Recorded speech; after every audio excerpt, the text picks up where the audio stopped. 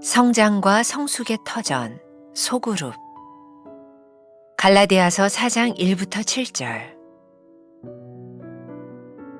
내가 또 말하노니 유업을 이을 자가 모든 것의 주인이나 어렸을 동안에는 종과 다름이 없어서 그 아버지가 정한 때까지 후견인과 청지기 아래에 있나니, 이와 같이 우리도 어렸을 때에 이 세상의 초등학문 아래에 있어서 종노릇 하였더니, 때가 차매 하나님이 그 아들을 보내사 여자에게서 나게 하시고 율법 아래에 나게 하신 것은 율법 아래에 있는 자들을 속량하시고 우리로 아들의 명분을 얻게 하려 하심이라.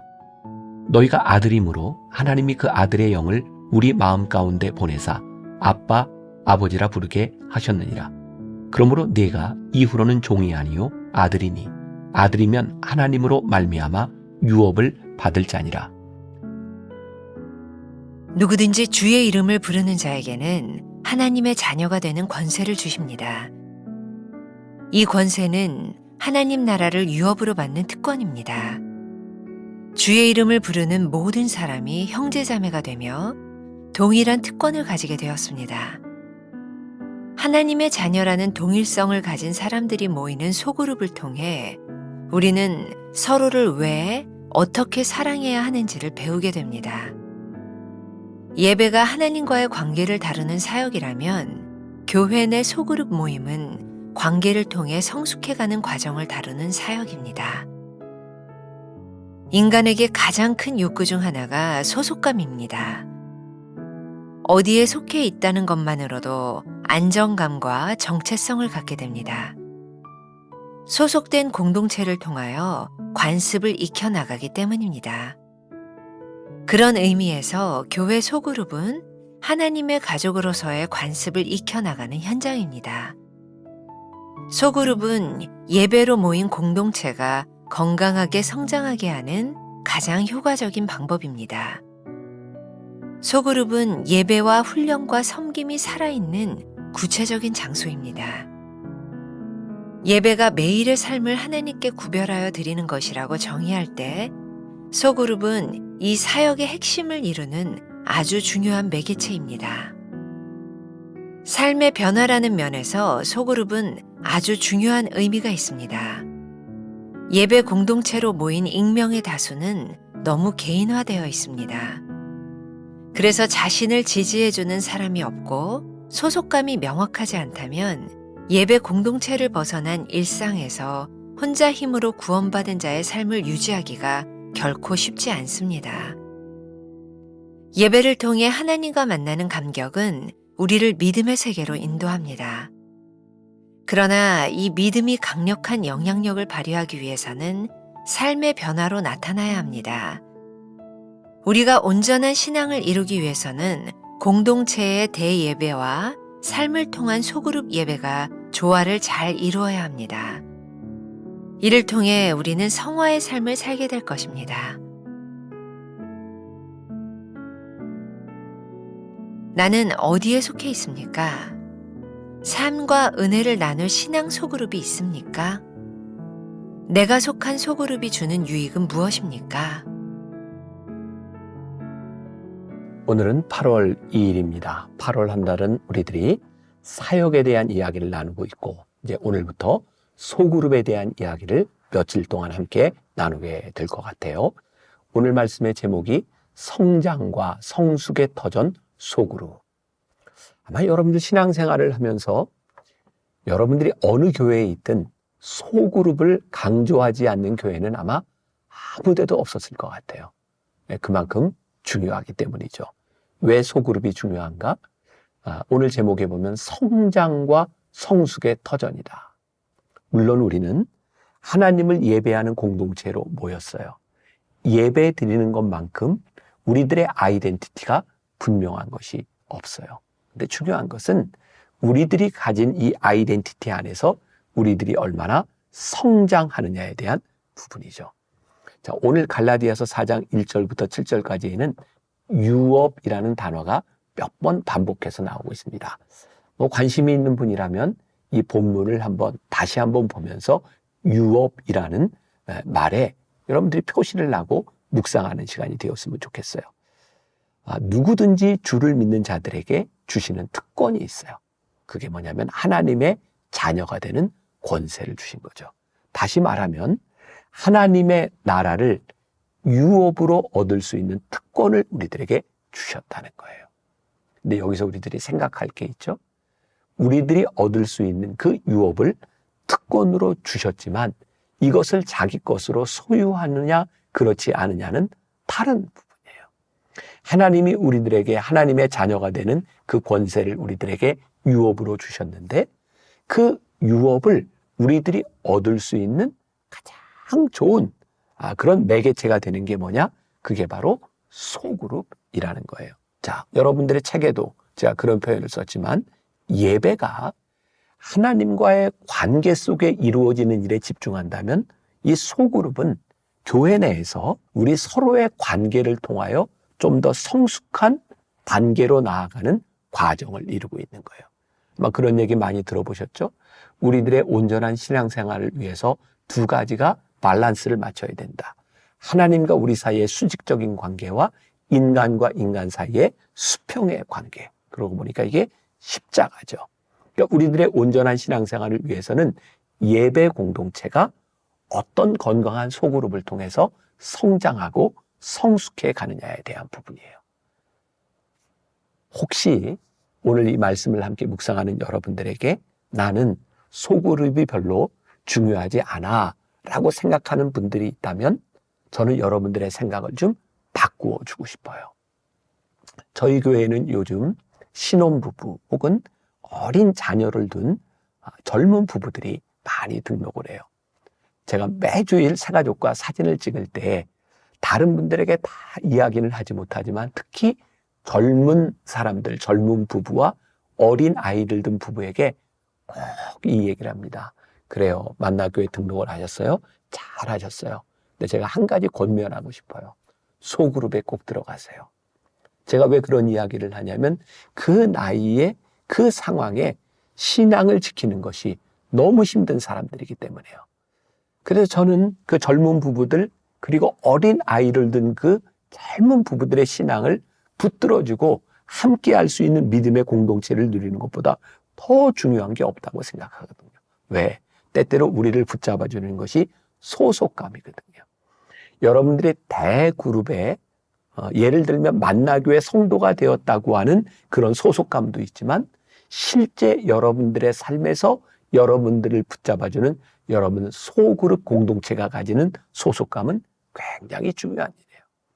어쩌면 교회가 크다면 그런 핸디캡을 가질 수 있는 거예요. 같이 예배를 드리지만 서로 익명성이 보장이 되니까.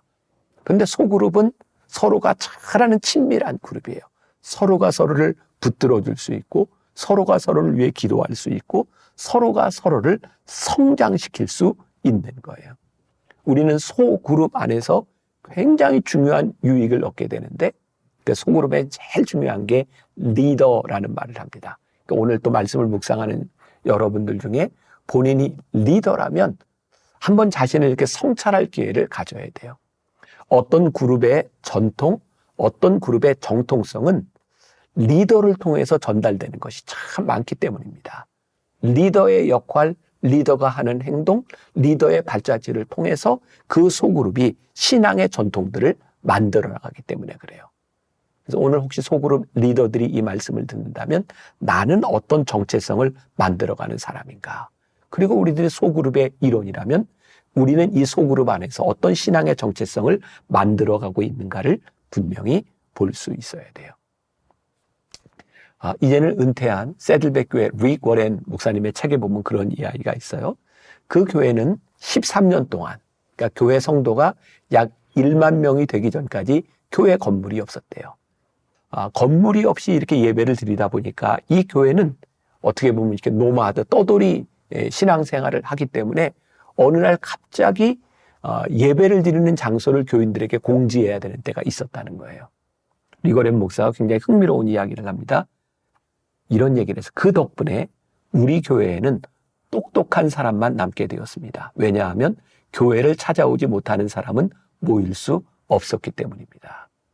여기에서 똑똑하다고 하는 말이 그 지적으로 스마트한 사람을 이야기할까요? 저는 그렇게 이해하지 않습니다. 적어도 이 교회의 소그룹을 통하여 그런 지체, 아이덴티티를 가지고 있는 사람이 아니었다면 그 다음에 어디서 예배하는지조차 몰랐던, 그러니까 어쩌면 그 끈끈한 그 공동체를 통하여 교회가 건강하게 성장할 수 있었던 거죠. 제가 얼마 전에 이제 분당에 새로 개척을 한 목사님을 만나게 되었어요. 그 목사님은 굉장히 이렇게 능력 있는 분이에요. 얼마 되지 않았지만 벌써 교인들이 많이 모이는 그런 교회예요. 근데 교회에 건물이 없어요. 그래서 어떤 곳에 이제 계약을 맺고 이렇게 예배를 드리다가 갑자기 그 단체에서 오늘 쓰지 못합니다. 그래서 갑자기 예배를 거기서 드리지 못하는 상황에도 처하게 되고, 또 근처에 있는 호텔에 어떤 그랜드룸을 빌려서 예배를 드려야 되는 상황도 있고, 그렇게 옮겨 다니는 상황이라 그러더라고요. 제가 그분에게 그런 얘기를 했어요. 목사님, 지금을 즐기세요. 지금이 제일 재밌는 때입니다. 교인들이 여기서 모인다 그러면 거기를 쫓아갈 수 있고, 우리가 어디서 모일 수 있을까? 어디에서 모일까에 이렇게 촉각을 곤두세울 수 있는 소속감을 가지고 있는 교인들과 함께 목회하는 거 굉장히 즐거운 일입니다. 사실 우리가 대그룹 예배에서 크리스찬이지만 어떤 소속감을 가지는 게 쉽지 않아요. 그래서 예배를 드린 우리가 어떤 소그룹에 들어가느냐에 따라 단순히 소속감에 대한 문제가 아니라 성숙과 성장과 즐거움과 기쁨과 슬픔을 함께 나눌 수 있는 거죠. 또한 이 소그룹을 통해서 조금 전에 이야기했던 신앙의 전통이라는 말과 맥락을 같이 할 수도 있는데, 삶의 변화를 직접적으로 경험할 수 있는 것이 소그룹이죠.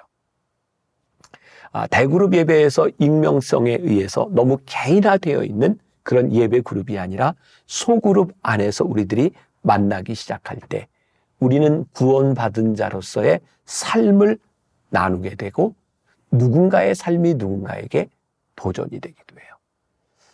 제가 남성 성경 공부를 할 때 그런 경험이 있어요. 어떤 분이 그런 이야기를 해요. 그동안 교회를 다니면서 참 많은 공부도 해보고 했지만 가장 신앙에 도움이 되었던 게 뭐냐면, 어느 날 소그룹에서 어떤 성도가 그 얘기를 했을 때예요. 나는 신앙을 가지고 회사 생활을 하면서 기도 시간이 되면 제일 힘들었다.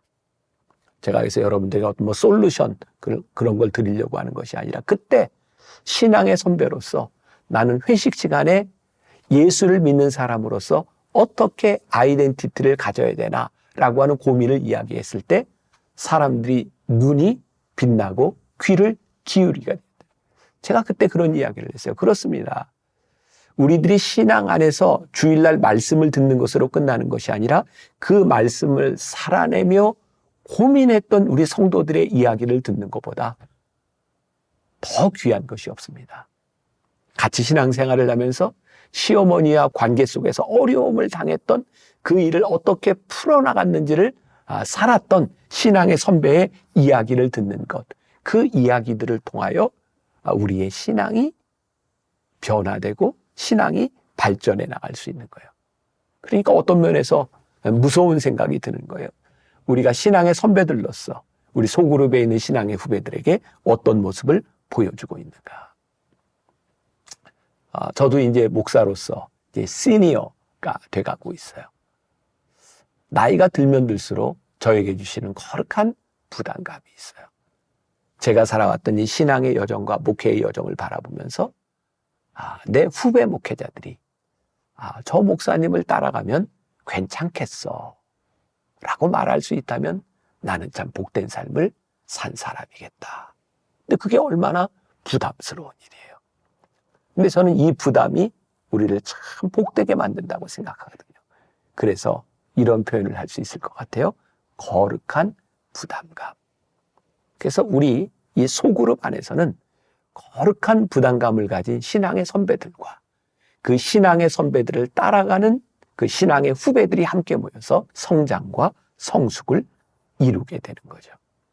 감리교회 창시자인 요한 웨슬레 목사님은 우리의 신앙의 단계에 대해서 이런 이야기를 했어요. 첫 번째, justification. 우리가 하나님을 믿을 때 하나님의 은혜로 말미암아 의롭게 돼요. 근데 우리의 신앙이 의로운 경험에서 끝나는 것이 아니라 어디로 나아가야 되냐면 sanctification, 성화의 단계로 나아가야 되는 거예요. 그리고 성화의 단계로 나아간 사람이 마지막에 glorification, 영화의 단계를 경험하게 되는 거예요. 뭐 이게 딱 도식적으로 이야기할 수는 없지만 우리들이 예배 공동체를 통하여 혹은 어떤 집회를 통하여 justification을 경험했다면 우리 소그룹을 통하여 sanctification을 경험하고 이 과정을 지나간 사람들이 glorification, 영화의 단계로 나아가는 그런 면에서 이 소그룹이라고 하는 것이 우리의 사역에 얼마나 중요한 일인가. 이 중요성을 여러분들이 함께 다시 한번 생각하면서 여러분들의 소그룹을 통하여 잘 성장되고 성숙될 수 있기를 간절히 소원합니다. 기도하겠습니다. 하나님, 우리들에게 좋은 믿음의 동역자들을 주셨습니다.